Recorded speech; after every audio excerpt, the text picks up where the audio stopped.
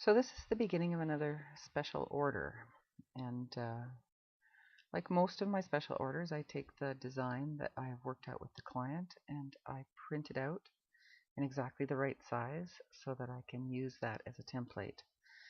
This is a cloisonne project, so I am using 24 karat gold cloisonne wire to create the points of the star. So that's the first thing I do. I measure the lengths actually on the drawing, and then I put a little dent where the fold goes so that I can get a nice sharp end on the point, and then I actually put the points right on the drawing as I go around.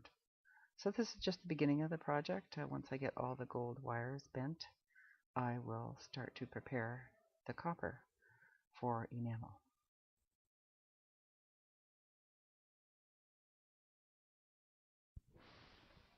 So to prepare the copper, I anneal it and pickle it, and now I'm just writing an inscription on the back that the client has asked for. And once that's dry, it takes quite a while to dry because it's oil-based. It is actually enamel that I'm drawing with. And then I sift a coat, a clear coat, over the back. I always start with the back first.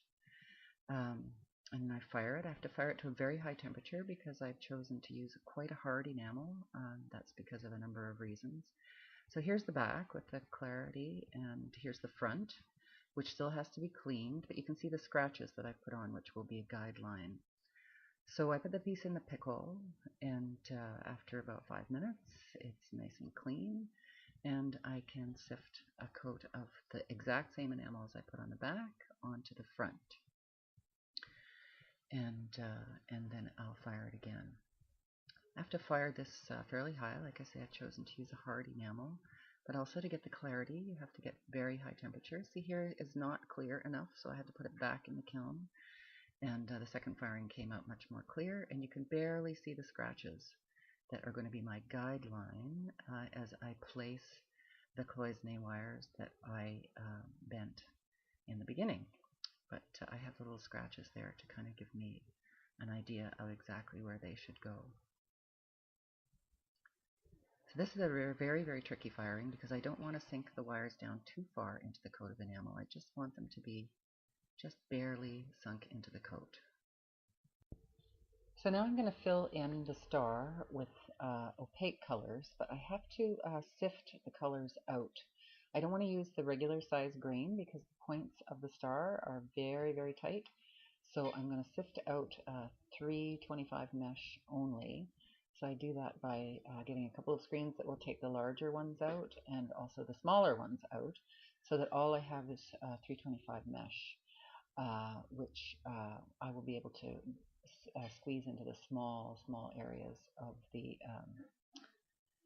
points of the star. Now I have actually washed 3 different yellows so that we get a slight graduation from a darker yellow to a lighter yellow, as there is in the photograph. It's the other advantage of having the grains this small is that I can blend them better.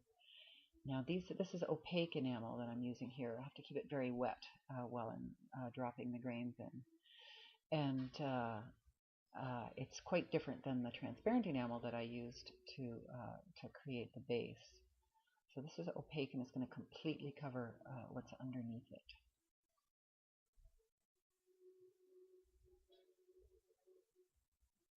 The other advantage of using the 325 mesh is that it won't reduce very much. So I can fill it right up to the top, and because there's hardly any space between the grains, because they're so small, there won't be much reduction when I fire.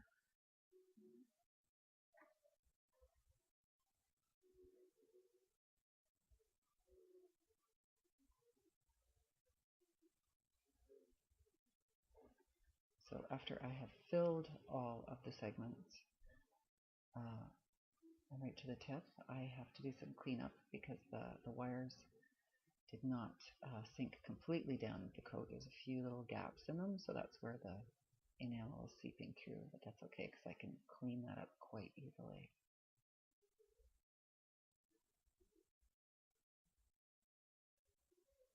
I really struggled with whether or not I should put transparent colors in the center of the sun, but I decided in the end that I would use opaques for the center as well. Opaques in a design tend to come forward and transparents tend to recede backwards, and I felt that the star would feel like really unbalanced if it had a transparent center. And I did have colors, so I sifted them out again. I sifted them out really to the 320 mesh. I had three different yellows going from a darker to a lighter, and I blended them together to create that effect in the center. So this piece doesn't look very much different after it's fired. It's just that it's shiny now. So my next job was to kind of raise the level of the background a little bit. So I didn't want to have the gold foil too far down, otherwise it would layers of enamel on top of it would kind of be too dark. So this is the grain size that I normally use with enamel, and it ranges from 200 to 80 mesh, which is kind of the consistency of sand, whereas the 325 mesh is more like the consistency of talcum powder. So I have to do a very thin, even coat with this flux. This is what it looks like when it's dry. It's the clear flux again. It looks white when it's green granular, but after firing, this is what it looks like. Not much different than it did before, but the level has been raised a little bit. So now I've drawn the design, and I've trapped the gold foil between two pieces of paper in order to cut it, because the foil itself is much too fragile to cut with a pair of scissors. So I have to put it between two pieces of paper. And as I cut each one, I'm placing it on the piece, because otherwise it would be very easy to get confused about which particular point I was working on, and the sizes are really very precise, the drawing being based on the actual piece that I have made, which changes in size slightly every time I fire it. That's just the physics of enamel and glass and copper. So after I've got the triangles done, there's still little bits of patching to do. So I do the little bits of patching, and then the piece is covered with gold foil. And I have to fire that, though it doesn't look very much different after firing. It's actually adhered to the base coat now.